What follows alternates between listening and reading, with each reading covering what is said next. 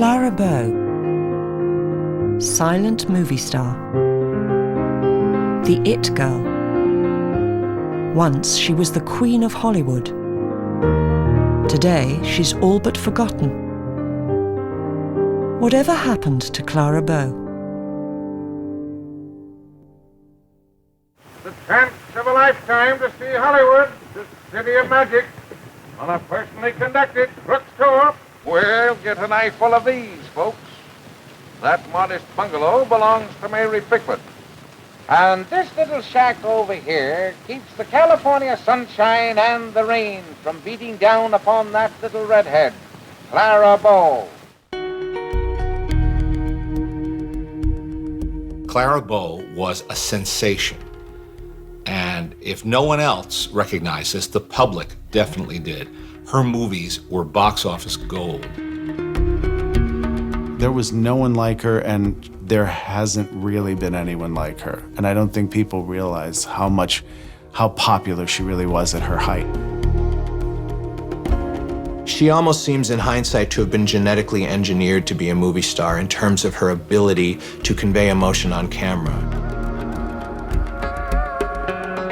When you see her in action, she is flirting. And she learned, all in a dark way, to please men and to please people in Hollywood, too. To say she's photogenic is an understatement. You don't want to look at anybody else in the scene. You only want to look at Clara Bow.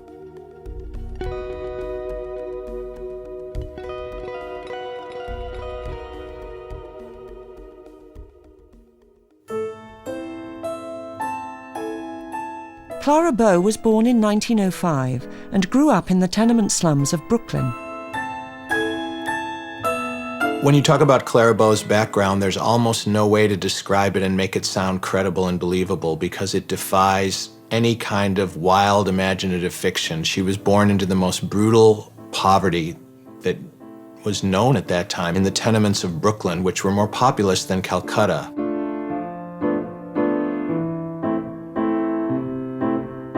She couldn't have come from a worse background, truly. Poverty, or what you might call working poor in today's language, a history of mental illness, her mother, her grandfather, her father kind of a chronic drunk with all the worst things that goes along with that. As a teenager, Clara took refuge in the newly emerging world of silent cinema. Out of the movie house darkness, stars like Pearl White, Mary Pickford, and Lillian Gish flickered into life. Clara was from the first generation that was influenced by movies. She was just the right age to have been going to the movies in her adolescence and, and falling in love with the dream state that movies created.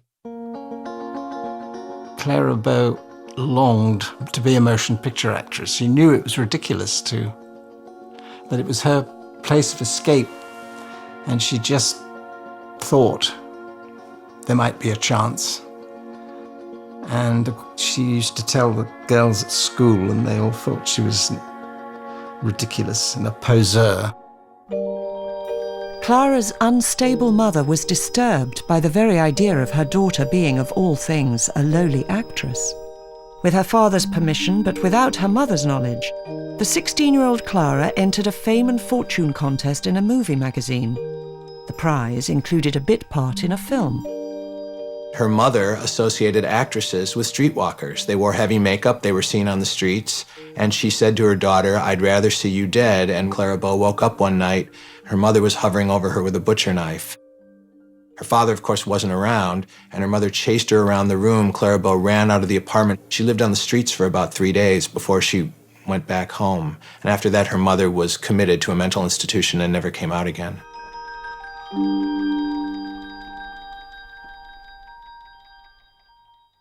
Not long after the attack, Clara found out she had won the competition. She put her troubled home life to one side and embarked on her new career: movies. The year is 1922, and this is Clara Bow's first ever screen appearance. But cinema audiences didn't get to see her because her scenes didn't make the final cut. Having told the kids at school that she was going to be in a picture and made sure they all went to see it, to her humiliation, she was a face on the cutting room floor. Can you imagine the humiliation? For her second film, a drama centered on the whaling industry, Clara began to exhibit the magnetism that would become her hallmark. The camera loved her.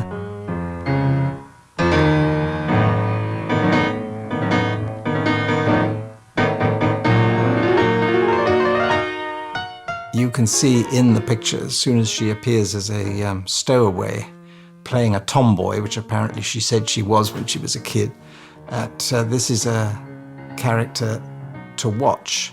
And this was perfect for her. It's what Beyond the Rainbow didn't do.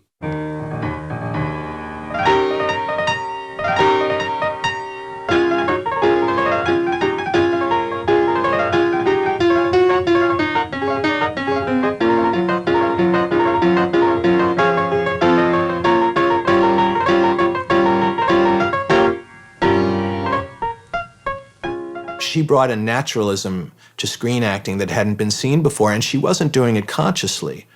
She was a teenager with no training and no education. She was just doing what she knew how to do, and it was almost like a prodigy or a genius without understanding that. Clara's next role was a bit part in a romantic comedy. During filming, her father arrived on set with the news that her mother had died in the asylum. And that was devastating because she said, here I was dancing while they were shooting a movie and my mother was dying.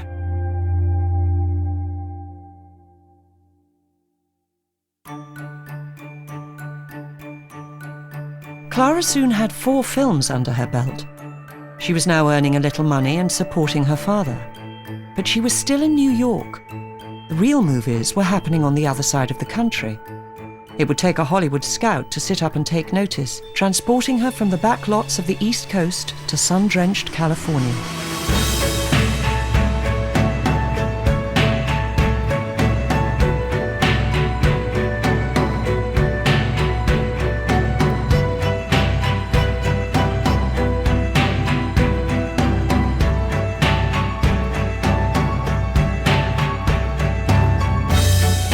Clara's the one in the striped coat, arriving here at Preferred Pictures, the offices of her new boss, BP Schulberg.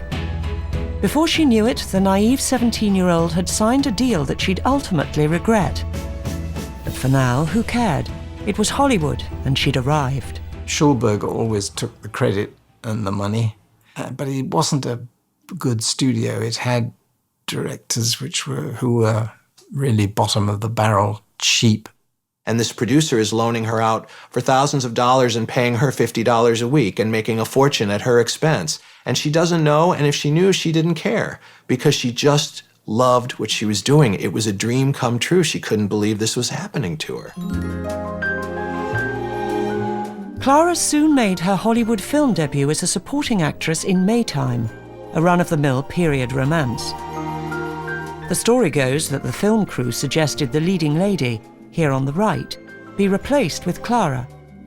It didn't happen, but the point was made and she was on her way.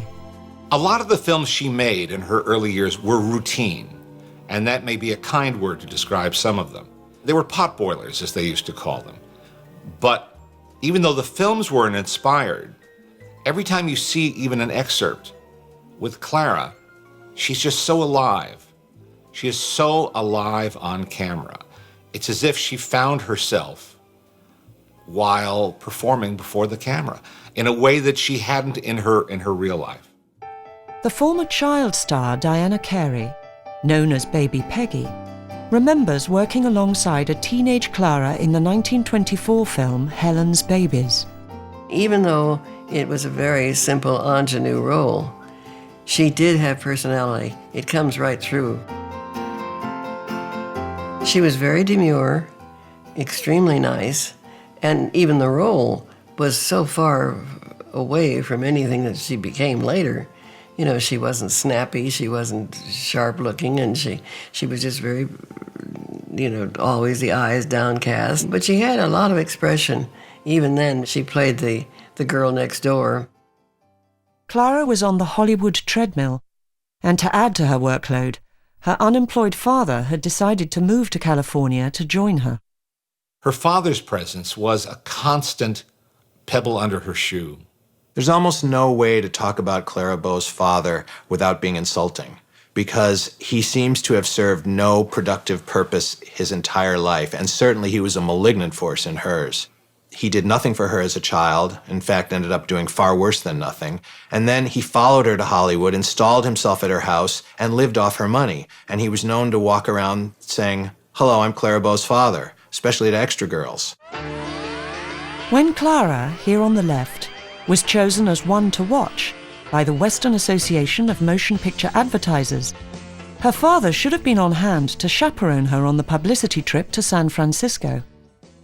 Instead, he got drunk and was banned from traveling on the train. Among the other girls and their mothers, Clara traveled alone.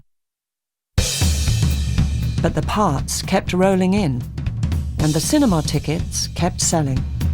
Clara was turning into box office gold, and her producers couldn't get the films out fast enough. In 1925 alone, she made a staggering 15 films. They worked all day and into the night, whatever it took to get the film shot and to stay on budget and on schedule. She was making 4 and 5 pictures at a time because B.P. Schulberg had got her working like a dog. You know, nobody knew these things. There were a lot of independent producers at that time in the early 20s cranking out films because you could do it on a fairly low budget. Actors were the lowest rung on the ladder. There were hotels in Hollywood when film companies first came there that said no actors are dogs. The actors, you know, weren't able to have much of another life. They were under contract, and they went from one picture to another to another. The amazing thing about Clara is that she had no formal training, she had no formal education, but she just popped. She popped off the screen. She has this spark, this fire, she has this effervescence, this enthusiasm. She seemed to thrive on this sort of a tomboy, even when she's all dressed up and looking beautiful and sexy and everything. There's always that tomboy image. She's always this feisty, she's real. You don't feel she's acting. You feel that every character that she's playing, that's the way she is. She really didn't need dialogue. She had an enormously expressive face, and she could tell you what she was thinking without speaking. Billy Wilder called it flesh impact. He said it's the ability of someone to appear three-dimensional in a two-dimensional medium like film, and he said the only people he ever saw who had that were Clara Bow and Marilyn Monroe. They made you feel like they were real, even though you were really just only watching a shadow on the screen. She had developed all of these little skills and all of these wonderful expressions and these sidelong glances and she just sparkled on the screen, and she jumped off the screen. And of course, it was a time when personality was everything. The thing about Clara is she just exuded, not just personality, she had tremendous vitality and personality, but also a very natural sexuality.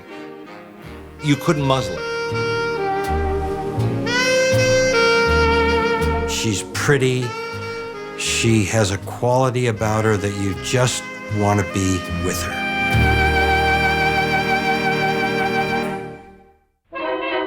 A key part of the Clara Bow look was created by legendary stylist Max Factor. Max had more to do with her reshaping her eyebrows, changing the color of her hair.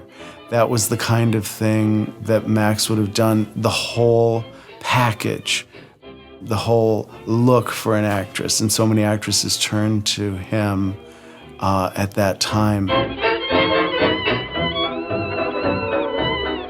She was very lucky to have her costumes designed by Travis Banton. I'm not sure she realized it at the time. She was notoriously carefree about these beautiful gowns that he would make her. He would send her out onto set with a beautiful gown, and you never were sure how it was going to last by the end of the day because she treated everything like it was just her casual clothes. Clara, with a Hollywood makeover, proved to have a universal appeal. Men and women like her equally. Usually you have an actress where men are more interested in her than women or vice versa. With Clara Bow, men wanted her and women wanted to be her. So they all went to see the movies. This carefree magnetism synced perfectly with the mood of the day. Clara's persona and the flapper movement seemed made for each other.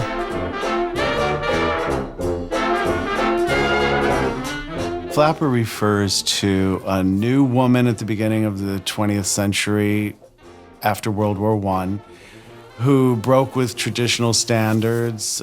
Everybody gasped at the way the skirts were going up and the way they carried on, and they sat in the back of cars with young men.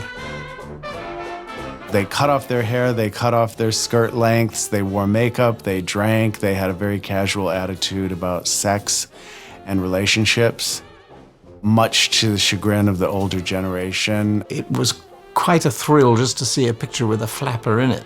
Didn't have to do much. Clara's vivacious personality just made that lifestyle so compelling. And then, of course, the roles that she was in. So she really became the face and a pair of shapely legs to boot of the movement. Flapper icon Clara then became part of a publicity stunt cooked up between Paramount and a pretentious British novelist who was taking Hollywood by storm. Eleanor Glynn was a novelist who had a voguish popularity in the 1920s. A mature woman who wrote in a coy way about sex and sexuality. And she wrote a novel called It. Everyone was talking about it. What is it? There was so many articles written on it. Everyone wanted to talk about it. Well, who else had it? It was a big thing.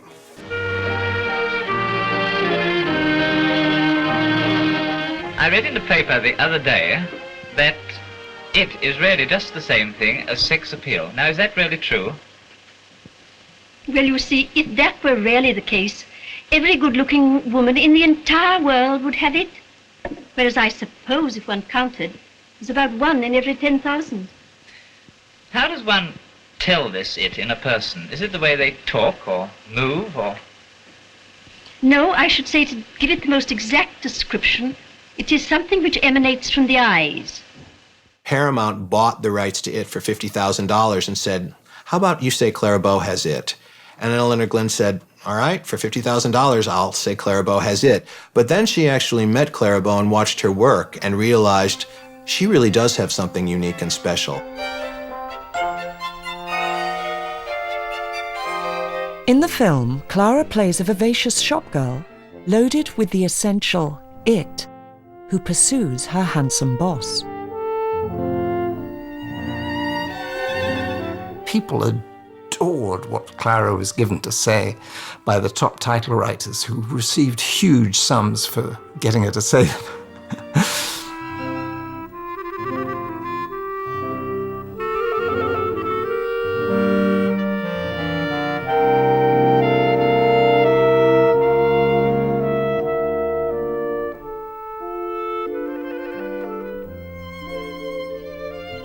You had to have something for the player to do that was dynamic and kept the attention of the audience. And what better than to have a fellow kiss you and you think she's fast and you think she's easy and pow!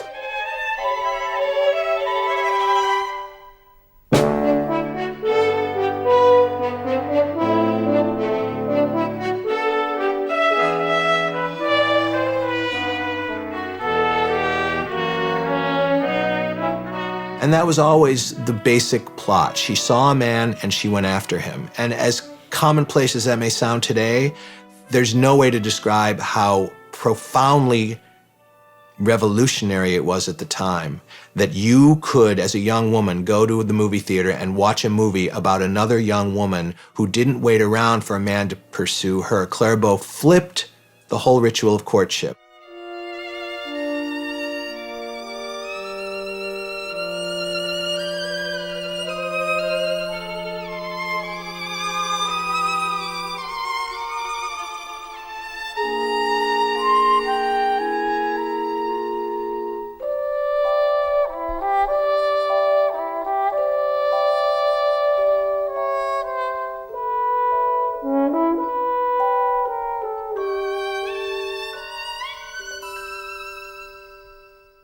There's a scene where she goes to the arcade on a date, and you can see briefly her bloomers under her skirt, which she may not have worn in real life, but for film, the propriety dictated that if she was going to be rolling around inside of a moving tube, she probably needed to have some bloomers.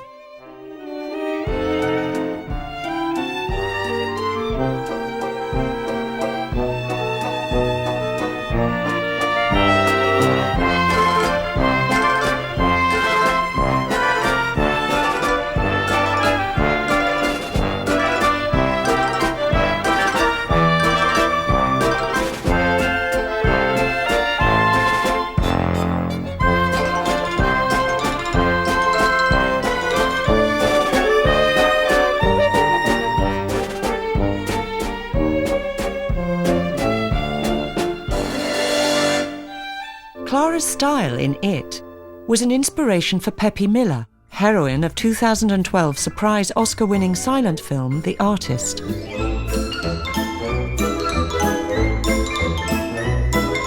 I definitely think there's a connection between The Artist and It. I used it as a reference and was very excited about using it. I wanted to use Clara's early costumes as an inspiration for Peppy Miller.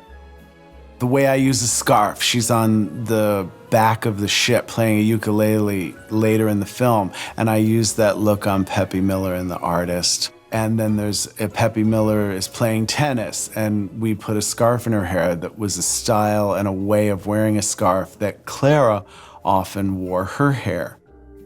Whether consciously or unconsciously, there's a great bit of influence from Clara Bow in the costumes of The Artist. And it was this striking image, perfected in It, that defined the look of the day and helped to make Clara a superstar. Oh, she's got it, and plenty of it, brother, she's got it. I never saw another have so much of such and such. She's really not exquisite, but after all, what is it? At the height of her fame, Clara was receiving more mail each week than the average US town of 5,000 people. Now, it ain't that ain't it. People used to mail things to her that simply said the It Girl, Hollywood, California, and she got it. She'd gotten many, many letters from people, young girls, young as 12, saying, "You have an amazing eyes, you have amazing mouth, I love your hair." She got so much fan mail about her behavior, and I think they took cues on how to relate to the opposite sex, how to behave on a date. One woman wrote that she learned about closing her eyes when her boyfriend kissed her from watching Clara in the movies. She didn't identify with movie stars, she identified with her fans. She called them my wonderful fan friends. And to her, she was just one of them who had been elevated to be a movie star.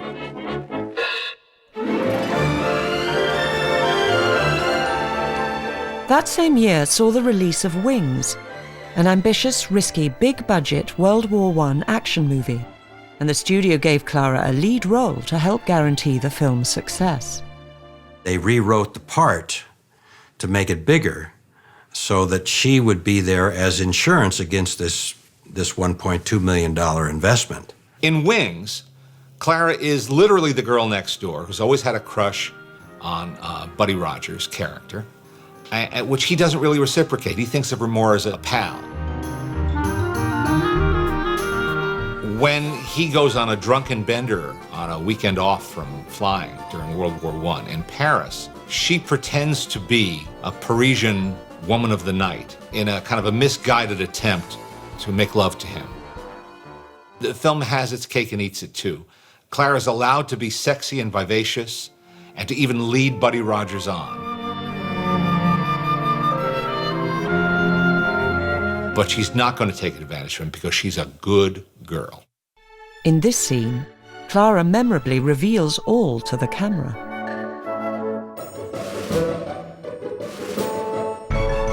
And now again, this is just skirting the edge of what was acceptable at that time in American mainstream movies.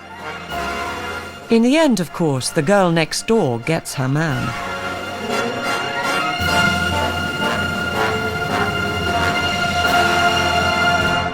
That was the emblematic Clara Bow part. Wings was a colossal success. The picture played for 63 weeks at the Criterion Theater in New York City. At $2 a ticket, that's a high price. Back in 1968, Wings co-star Richard Arlen was asked about his memories of working with Clara. She was a very courteous, lovely little girl, vivacious, full of life, and one of the nicest persons I've ever worked with. She was most generous with herself. She was the biggest star we had at that particular time, and she was the last to know it. But the massive box office success and critical acclaim for Wings did little to endear her to the Hollywood elite. She was one of the boys with the grips and would eat lunch with everybody. There was none of this hi-hat stuff at the studio, movie star stuff. She was still going to be one of the tomboys from Brooklyn, and that endeared her to everybody she worked with, except sort of people who wanted to put their humble origins behind them and project this image of something else. And I think that's what got her in Dutch with a lot of the Hollywood community. Fellow actress Louise Brooks was an accepted part of that community, but she could see the absurdity of Clara's predicament. She wasn't acceptable socially. Eddie Sutherland my husband gave absolutely the best parties in Hollywood. So I asked him one day to invite Clara Bow, and he said, "Oh, heavens, no, we can't have her. We don't know what she do. She's from Brooklyn." Everyone on the lot at Paramount said, of course, she's the greatest actress, but she wasn't acceptable, and she knew that. Initially, Clara Bow was invited to some of these Hollywood social events, but her behavior was so mortifying to these people that invitations quickly ceased. One of the funniest stories is that she was invited to dinner by a director and his family at the Beverly Hills Hotel, and she showed up in a bathing suit and high heels. And not only had she disregarded the idea of dressing for dinner, but she'd also the dress code of the Beverly Hills Hotel, and she could not understand why anybody should care what she wears. It was no accident that Clara's film characters shared this disdain for rules. In Rough House Rosie, a girl from the wrong side of the tracks tries to gatecrash high society. But the crash for Clara came when her punishing schedule resulted in a breakdown during filming. For years, she had ignored her chronic insomnia, worked all day and famously partied at night. The cracks began to show. Paramount realized that their valuable star needed a rest and gave her a 3-month holiday. This may have been a break from her crushing workload, but she still maintained an intense personal life. Clara Bow's love life was the fodder of a lot of speculation and heavy press coverage, and she encouraged it in the sense that she was very open and direct and honest about what she was doing. She would call her boyfriends her engagements, which at the time was a euphemism which everyone understood tacitly that we're sleeping with each other. Gary Cooper was one of several very public engagements in the same year. Her relationships didn't last very long, but they were very intense. And they must have been, she was one of the most famous people in the world. So you can imagine how the queue must have been round the block.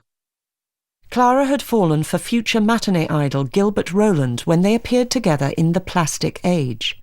I did know him, and he had that terrific sense of protection. He was very, very powerful and huge and quiet and, a Mexican. Victor Fleming was another close relationship, which started when he directed Clara as flirtatious minx Alverna in the acclaimed 1926 film Man Trap.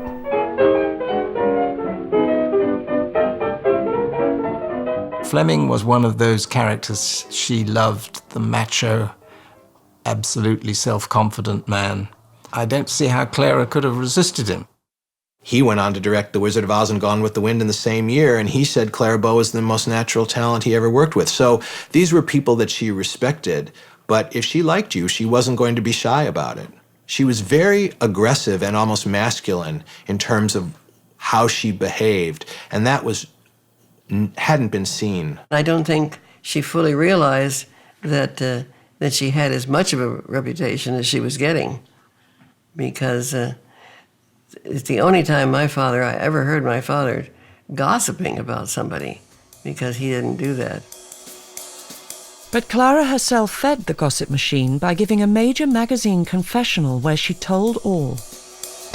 The family mental illness, growing up in poverty, and her current insecurity, breaking all the rules of Hollywood. Was too honest. We want to hear about how a dramatic story about how she was an abandoned countess and made it away from the Bolsheviks. We didn't want to hear about a tenement upbringing in Brooklyn. What she was doing without realizing it was exposing the hypocrisy of all these other actresses who were putting on airs and pretending like they were so refined when they were behaving the same way. It's no coincidence that Clara Bow's good buddy was Joan Crawford until Joan Crawford married Douglas Fairbanks Jr., and then she pretended she didn't know Clara Bow, because knowing Clara Bow brought you down socially. But who cared what the glitterati thought? Clara was a box office winner, and Paramount wanted more. They had a new invention, and Clara was earmarked to showcase it. The year was 1929, and sound was the next big thing. Fellow silent movie star Greta Garbo was given 2 years to tone down her foreign accent before moving into talkies. Money spinner Clara was given just 2 weeks. She developed an immediate fear of the microphone. There was a prejudice against talking about a goyle and a toiki, and they had to level that out. She was a typical example of not only the general adult attitude toward microphones, but the Hollywood intensity. It was a panic time. People had true panic attacks because everything in their lives hung on it. For stars like Clara, who had no stage background, no theatrical training, and who may have depended in large part on the director talking her through a scene, which now wouldn't be possible with a microphone present, this was enormously frightening. And it came at a time when she was at the peak of her box office success, at the absolute zenith of her popularity. And she was scared to death. Having now spent 7 years working on an incredible 46 silent films, it was in this scene that Clara's fans heard her speak for the very first time. Just a working girl. Say, if you want exercise, try your muscles on this. To add to the unwelcome demands of talking pictures, Clara's personal life was becoming increasingly stressful. In 1929, the Wall Street crash and subsequent depression and unemployment was in contrast to the excesses of Hollywood. Where movie fans and the tabloid press were once fascinated with the lifestyles of the stars, they were now appalled. The succession of scandals she was involved in made the public less and less tolerant of her behavior, because here she is paying off $30,000 to a married doctor's wife to keep her silent, and then losing $14,000 in a gambling spree. And even though both of those stories were slanted in her disfavor, and she was a lot more innocent than she appeared to be, the public disapproval about them was enormous, because it felt like Are you completely insensitive to what's going on in the world right now? But there was some calm in the turmoil. After the many boyfriends and fiancés, Clara met someone on set who was to play a big part in her future. Goodbye, baby.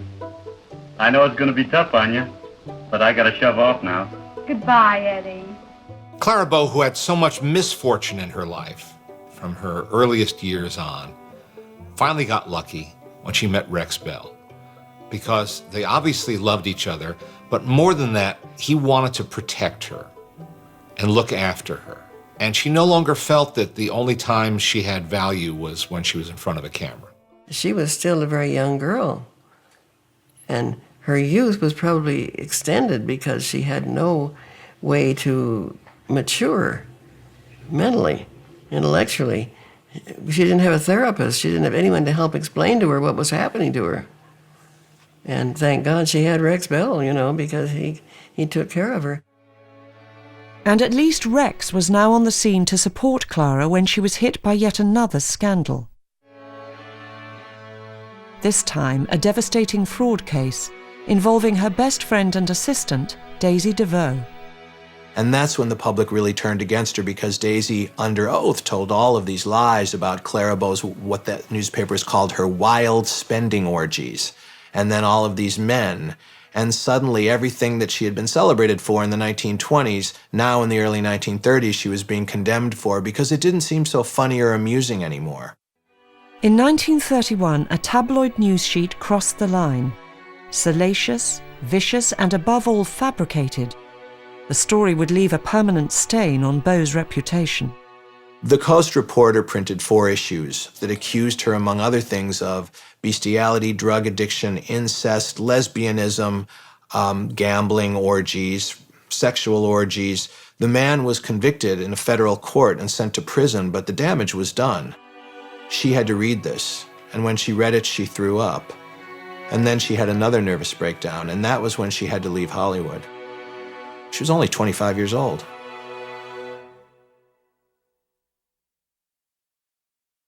After a brief spell in Glendale Sanatorium, Clara finally severed ties with Paramount.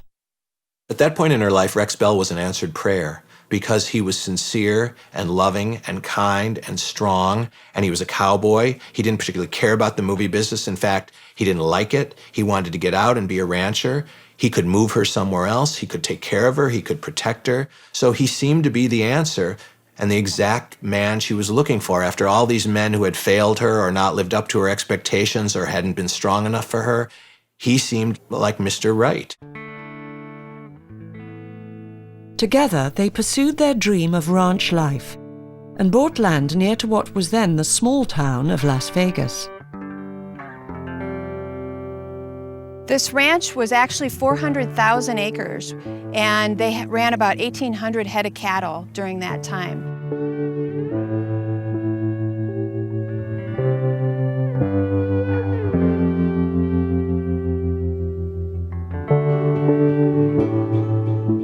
Living in the Mojave Desert back then and even today, it hasn't changed a whole lot. It's definitely a wonderful retreat out here. We're in the middle of hundreds of thousands of acres, and you come out and you have serenity in your soul. Something that I think Rex and Clara were really looking for was that kind of sense of getting away and the retreat, and I feel like that every time I come out here. They were soon married, but their desert retreat was short-lived. Irritated by a magazine headline suggesting she had given in, and tempted by a huge check from Fox Pictures, Clara was back in Hollywood on a lucrative 2-movie deal. Call Her Savage, based on a lurid bestseller, did excellent business and got Clara glowing reviews for her acting. She overcame all her awkwardness and all her fear of that microphone and delivered the goods, just as she had in so many silent films. As a reward for her success, Fox sent Clara on a European press tour for what would be her final film, Hoopla. The trip included a visit to Britain. I just came back to do one more picture, and I hope that you all will like it very, very much. I would like to be known as a serious actress and not as a it girl. And now here's the big surprise. I want you to meet the most gorgeous man in the world, Mr. Rex Bell, my husband. Hooray! Say hello, darling. Hello, everybody. I wish you all a Merry Christmas and a Happy New Year, no food. In Hoopla, Clara plays an exotic carnival dancer with a heart of gold. Come on, Carrie. You get in my bed tonight, and tomorrow morning you'll feel okay. I love Hoopla. I think Hoopla is a beautiful and exceptional movie. Clara runs the gamut of emotions in this film. She's a wise guy. The next time you put on anything like this, I'm going to kick you right off of the show. You and who else? Yeah, you're... She's a woman in love, and everything in between. Haven't you ever had a girl back home that you used to hold close in your arms and kiss sometimes? Oh. I thought so. Couldn't you shut your eyes and pretend I'm her?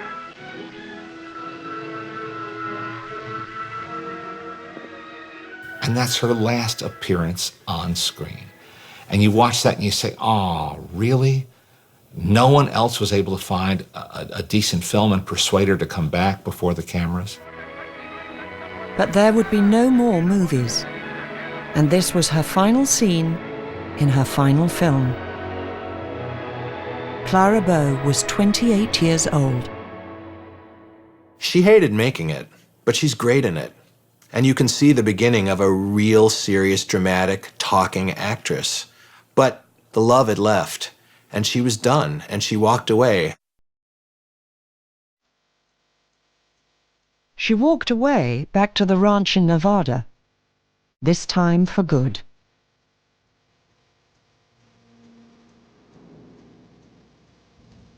The paycheck from Fox financed the building of a dream ranch house. After a decade of non-stop hard work and 57 movies, Clara was trying to settle down.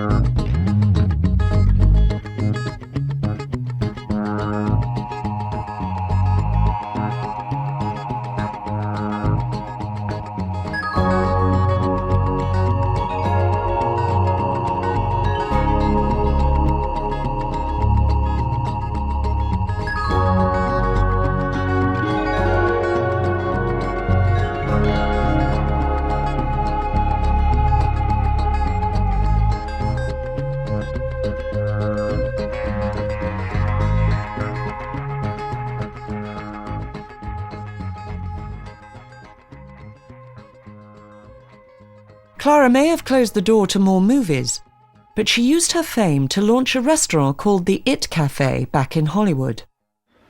Although we live on a cattle ranch in Nevada, we do have a soft spot in our hearts for our friends in Hollywood and Hollywood. We have considerable time to spend here, and we had to have some place to spend it and also a place to receive our friends.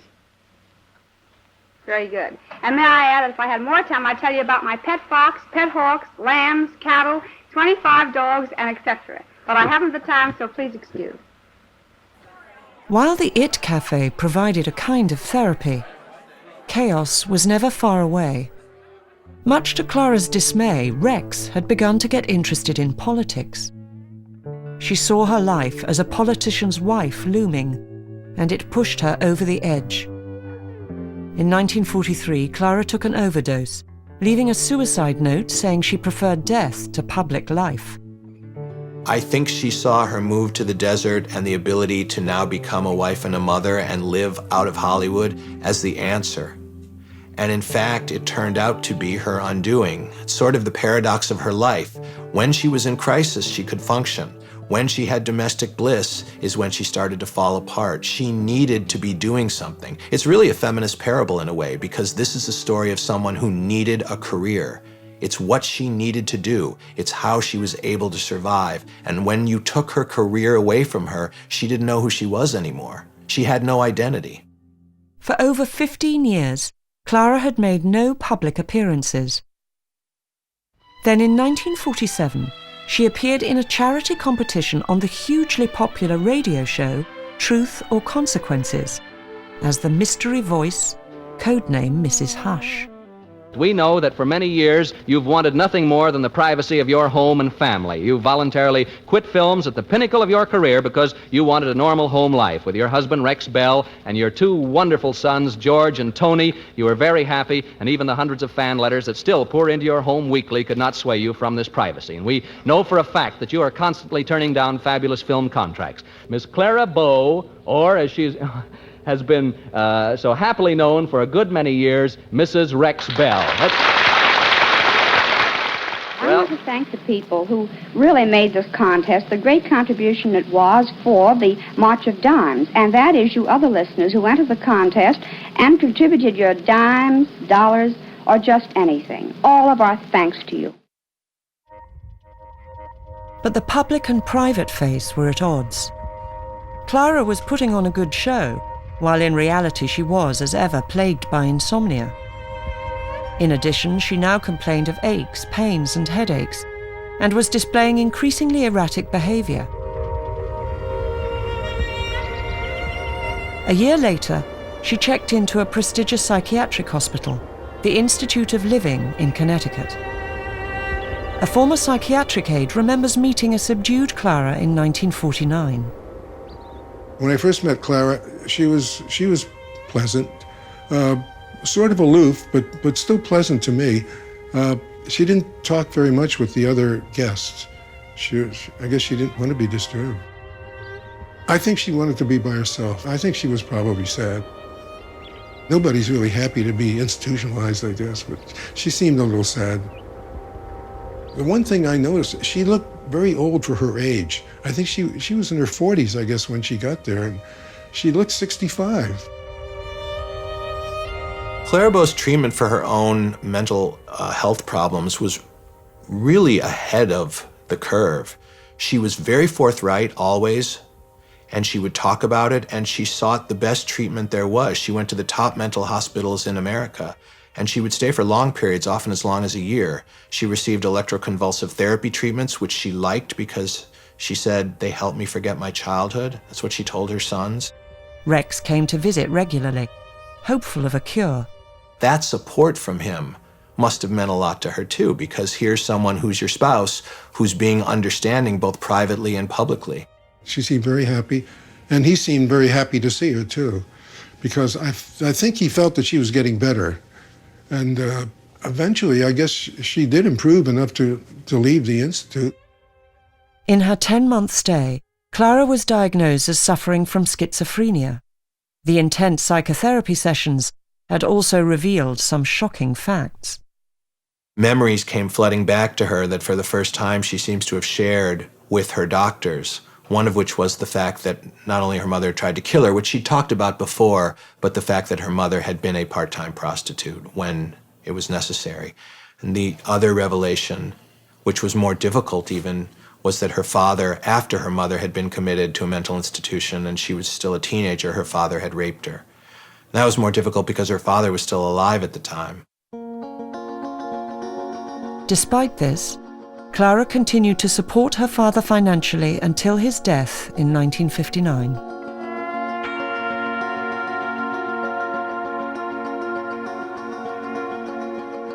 The diagnosis of schizophrenia left no real hope of improvement, and it was the end of the road for her marriage.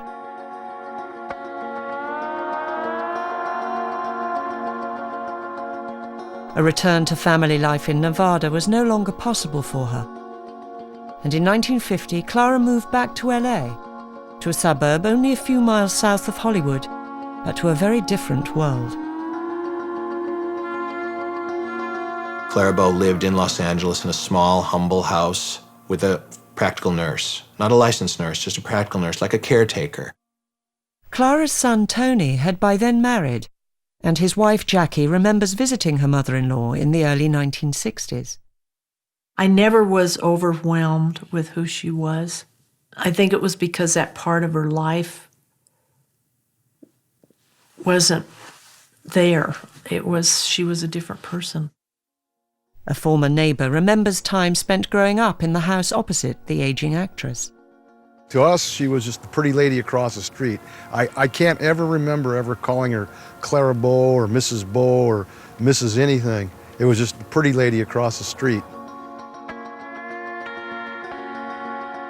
She very seldom came outside, and when she did, she was usually in a bathrobe or night robe. She always had sunglasses on. Her hair was always made up. Hair was always done well, and she would sit on the porch and smoke a cigarette. I know our Christmases together were planned right down to the wire, and we would have to. I should put it that way.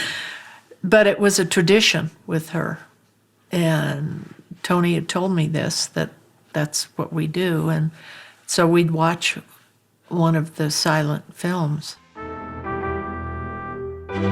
She had an old projector.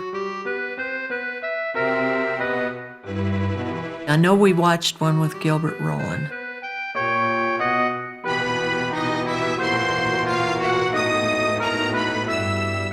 In the very, very back here, she has a room, and it was kind of the collect-all room where the photo albums and knickknacks and stuff were. And she sat there with me and showed me pictures, photo albums, a lot of different pictures from movies and family and friends. That was probably the fondest memory. She read constantly. She was well read, and it was a joy to talk to her. Although hidden away and protected from the stresses of life, Clara still had one problem that had never gone away. Clara had insomnia. She never exhibited any mood changes or, she was never seemed out of sorts to me ever. I assumed and never questioned it either that she got a shot every night, but I never questioned anything about that. Clara had remained amicably apart from her husband Rex. His sudden death from a heart attack in 1962 saw Clara make a very rare appearance in public.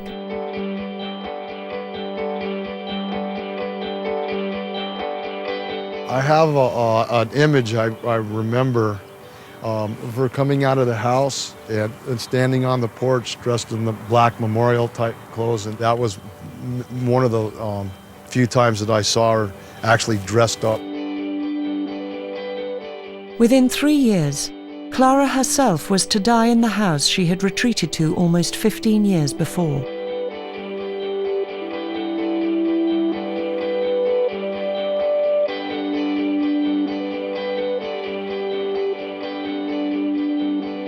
In the days before the funeral, fans queued at the chapel to pay their respects. She micromanaged her own funeral. At home, she made a long list for her sons of what she wanted to be dressed in, the color of the casket, the color of the lining of the casket, what makeup she wanted. It's all specified in writing for them, so it was almost like the actress till the end. I remember the ride to Forest Lawn and people that were alongside the road up to Forest Lawn and the people outside the chapel. The whole thing was so surreal to me. It was hard for me.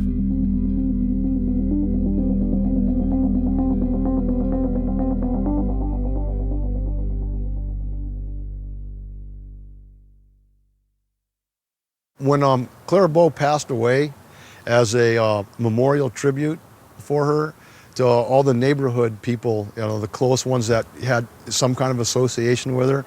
I believe it was her oldest son, set up a projector and screened one of her movies. And I believe it was the It Girl. And I remember sitting on the floor with the other couple of the neighborhood kids, my mom and dad, and a few of the other mom and dads in the living room, and watching the movie. And that was the last recollection that I had. That was her son thanked everybody, and